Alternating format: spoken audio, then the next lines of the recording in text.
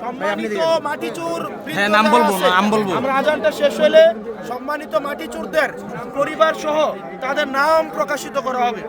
আপনার আজানটা শেষ হোক, তারপরে সম্মানিত মাটিচুরদের তাদের যেহেতু আমরা তাদের মান সম্মান যেন ক্ষুণ্ণ না হয় আমরা সেই ব্যবস্থাও করব, কারণ তাদেরও তো চুরি করে খাইতে হয়, কয়দিন পরে আবার দেখা যাবে।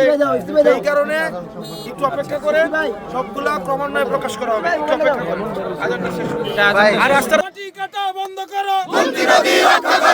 বন্ধ করার কারণে চোররা সবাই একত্রিত হয়ে মাঠে নামছে, নামে না? আগে কি এটা কোনোদিন নামছে? আর আমি ভাই আমার জিহাদ অব্যাহত রাখবো আপনারা যদি আমার পাশে থাকেন। আজকে আমি আপনাদেরকে অনুরোধ করি আপনারা আজকে তাহলে পড়তে ছেড়ে দেন।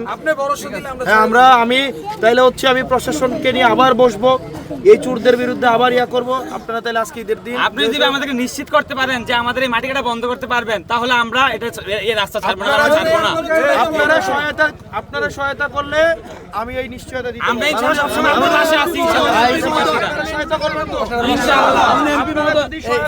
পানি সম্পদ মন্ত্রণালয় চাইলে নদী সুরক্ষা কমিশন গঠন করে আমাদেরকে এই দুর্যোগ থেকে মুক্তি দিতে পারে।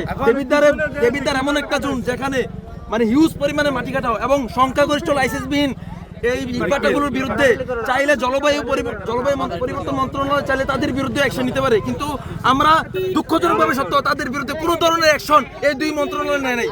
আপনার কাছে আবেদন থাকবে আপনি সংসদে এই বিষয়টি উত্থাপন করবেন এবং তাদের কাছে প্রশ্ন জড়িত করবেন ইনশাআল্লাহ। ভাই তাদের সাহস কতটুকু, তারা কমিটি পর্যন্ত গঠন করে ফেলেছে।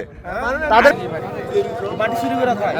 মাটি চোরের নাম কি? আজাদ মোল্লা, মিজান, হেলাল। আরে মাটি চোর, এখন আর মাটি চোর